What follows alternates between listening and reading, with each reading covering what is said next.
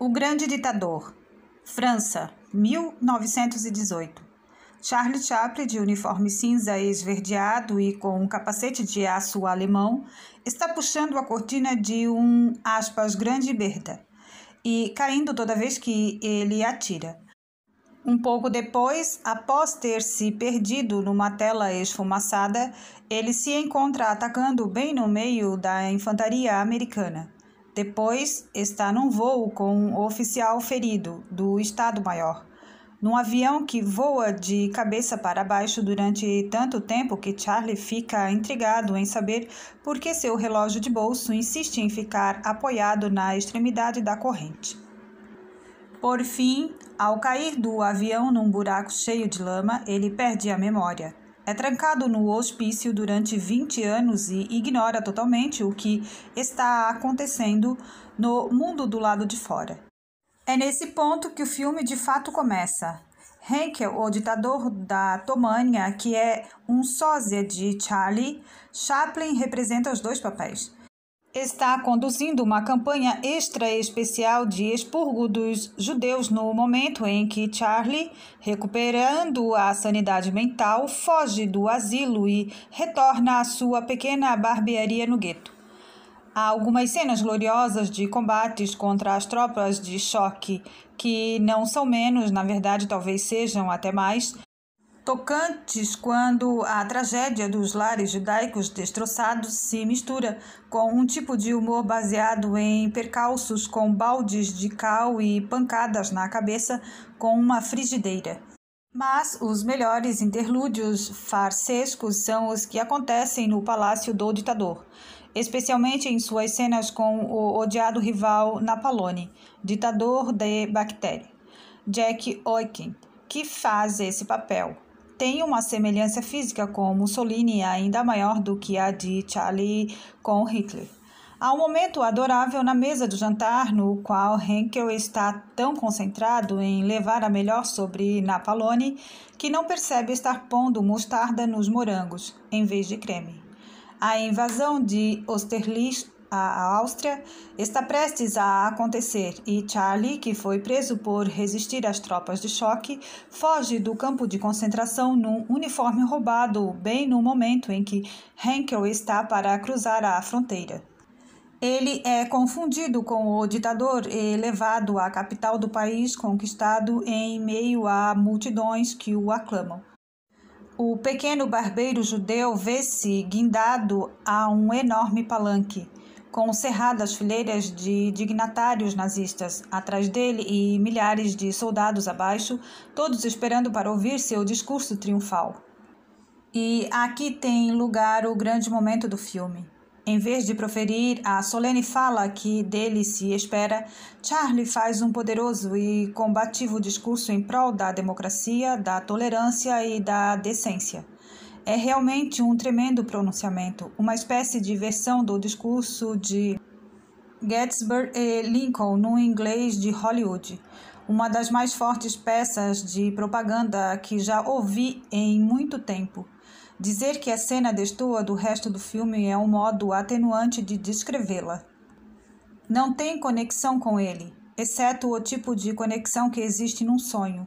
Aqueles sonhos, por exemplo, nos quais você é, num momento, o imperador da China e, em outro, uma ratazana.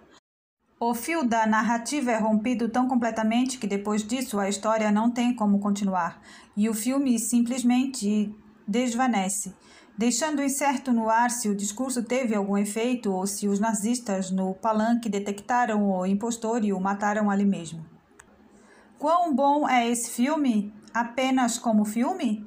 Eu estaria falseando minha própria opinião se não admitisse que ele apresenta falhas muito grandes. Conquanto seja bom em quase todos os níveis, ele abrange tantos que não tem mais unidade do que, por exemplo, uma pantomima. Algumas das primeiras cenas são simplesmente as do velho Chaplin dos filmes mudos de curta-metragem de 30 anos atrás, de chapéu coco, andar arrastado e tudo mais. As cenas do gueto são de comédia sentimental com tendência a se tornar uma farsa. As cenas com Henkel e Napoleone são do mais baixo pastelão. e de mistura com tudo isso há uma, aspas, mensagem política muito séria. Chaplin parece nunca ter se aproveitado de certos avanços modernos da técnica, de modo que todos os seus filmes têm um jeito meio desconjuntado. Dão a impressão de terem sido amarrados com pedaços de barbante. Mas esse filme consegue sair impune. A calejada plateia de jornalistas na sessão a qual compareci ria de maneira quase contínua e ficou visivelmente emocionada com o discurso no fim. Qual é o dom peculiar de Chaplin? É seu poder de representar uma espécie de essência concentrada do homem comum, a ineradicável crença na decência que existe no coração de pessoas normais, pelo menos no Ocidente.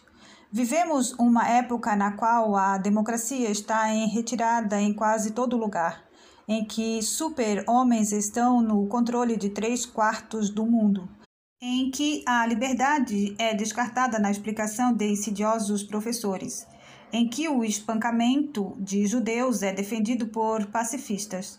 E ainda assim, em toda parte, sob a superfície, o homem comum agarra-se obstinadamente às crenças que ele vai buscar na cultura cristã. O homem comum é mais sábio que os intelectuais, assim como os animais são mais sábios que os homens. Todo intelectual é capaz de lhe fazer uma esplêndida defesa do esmagamento dos sindicatos alemães e da tortura dos judeus. Mas o homem comum, desprovido de intelecto, que tem apenas instinto e tradição, sabe que, aspas, isso não está certo. Quem quer que tenha perdido o seu senso moral e uma educação no marxismo e em credos similares consiste grandemente em destruir seu senso moral, sabe que, aspas, não está certo. Invadir as casas de pequenos e inofensivos lojistas judeus e atear fogo em sua mobília. Mais do que qualquer truque humorístico, assim creio, o poder de atração de Chaplin reside em sua capacidade de reiterar o fato, encoberto pelo fascismo e, muito ironicamente, pelo socialismo, de que vox populi e vox dei, e que gigantes são uma praga. Não é de admirar que Hitler, a partir do momento em que chegou ao poder, tenha banido os filmes de Chaplin na Alemanha. A semelhança entre os dois homens, quase como a de gêmeos, é interessante lembrar, é cômica, especialmente nos movimentos rígidos de seus braços. E não é de espantar que escritores pós-fascistas como Wyndham Lewis e Roy Campbell tenham sempre perseguido Chaplin com um ódio tão peculiar e tão peçonhento. O ponto de vista de quem acredita em super-heróis é um acidente dos mais desastrosos que o maior de todos os super-homens seja quase um sósia de um absurdo judeuzinho enfeitado com uma tendência a cair em baldes de cal. É o tipo de fato que deveria ser obscurecido. No entanto, felizmente, não pode ser obscurecido, e a sedução do poder político ficará um pouquinho mais fraca para todo ser humano que vir esse filme. Se nosso governo tivesse um pouco mais de imaginação, deveria subsidiar pesadamente o grande ditador e fazer todo o esforço possível para que algumas cópias entrassem na Alemanha, algo que não está fora do alcance da engenhosidade humana. No momento, ele está sendo lançado em 3 cinemas do West End, a preços que a maioria das pessoas não se pode permitir.